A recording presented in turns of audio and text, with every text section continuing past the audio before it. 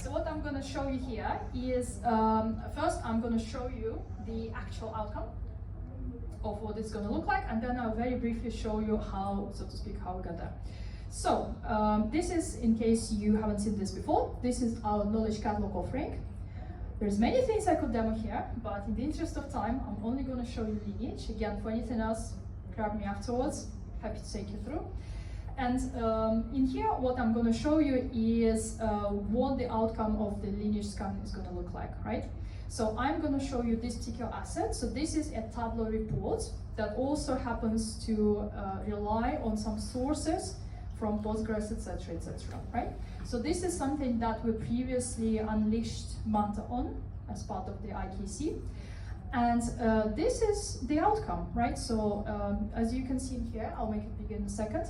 This is what we call a business data lineage view. So what we have here is the tool produced a summary view of different objects that are part of this lineage.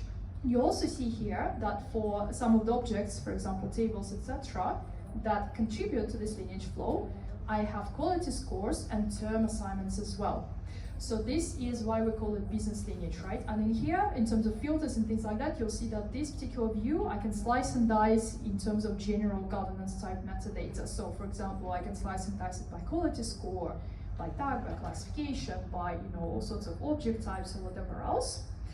And furthermore, on here, it's signposted, all the elements, etc., and I can do even fun things like that. So at the moment, if I make it small again for you, you'll notice that I have 3 things in here. However, I can also expand this view as well, right? So even though it's a summary view, I can make it more detailed, right? So again, you will see all the contributing elements in here with terms and quality scores, etc.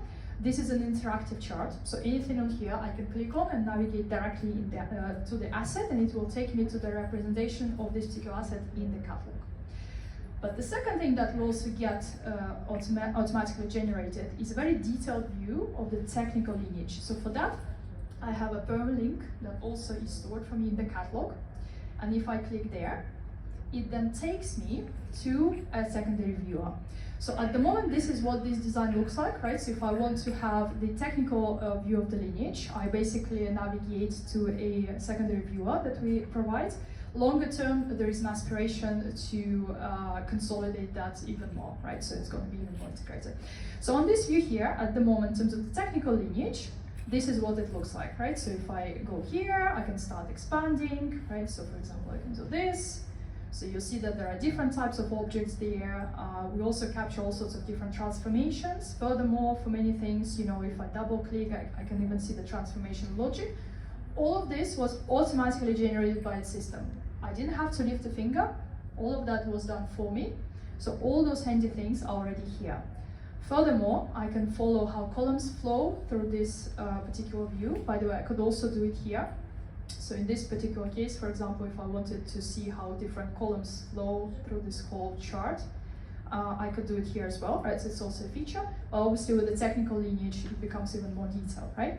And remember, I told you that this is what this looks like at the moment, right? However, I can even go a few levels deeper. So if I do this for you now, it will become even more impressive. And again, remember, all of this, everything you see here, all of this was auto-generated, right? By just reading the logic that is in the backend of those different systems. So this is the power of Manta, right? Additional thing that I will show you here.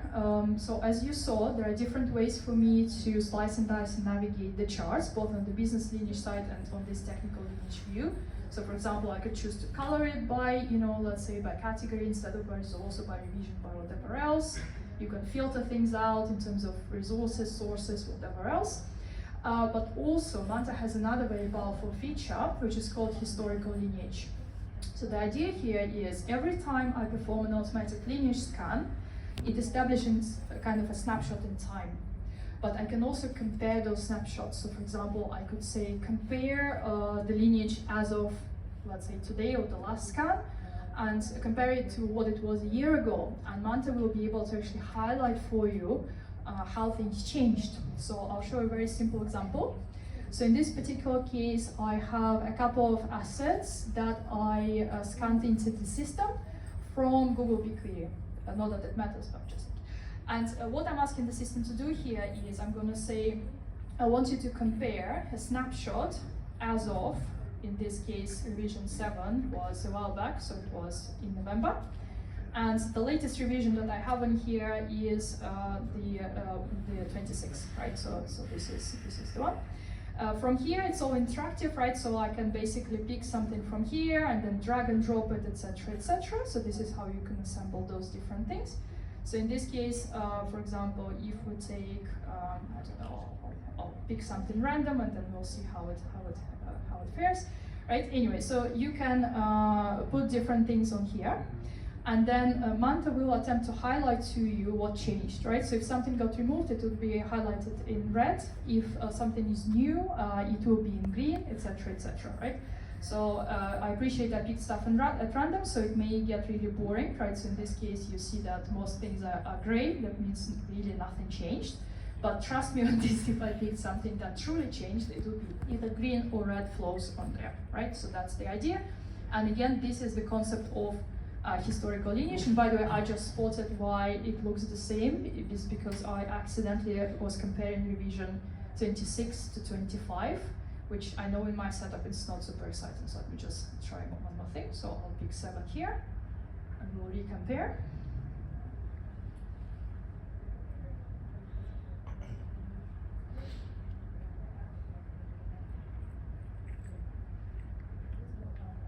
And the Wi-Fi here is clearly quite slow. Anyway, this is what I meant, right? So you see now everything is in green, and that is because as of revision 7, none of these objects actually existed in the repository, right? So this is quite powerful in its own. You can clearly see if things get added or removed as you build out the history of your kind of transformations, flows, and lineage from that perspective, right? So yeah, this is a very, very short demo of what we have. And in terms of how I got there, right, so what I had to do, for that, basically, we have a special tool built into IKC, which is called the metadata import, right? I'm not going to show you everything, but I'm just going to show you where it is in the UI. Basically, you need to be in a project, which is our collaborative environment for doing something, right? All the analytical tools, whether you want to do quality analysis or lineage scan, whatever else, they normally sit in projects. You can collaborate with colleagues there. And then what you want there is a tool called metadata import. So this one is capable of both doing general bulk import of metadata, but more importantly, we also can do lineage. So you can see here that we can scan lineage from BI tools, ETL tools, different kinds of other types of data sources tools as well. Again, if you remember that slide I showed you, that's pretty much what we're thinking. And in here, all you need to do really is you pick whichever tile makes more sense, then you point the tool to the source, and then you sit and wait. And then it produces something like that, right? So that was a very short demo. I'll pause here in terms of questions, questions, comments, yes? So what you showed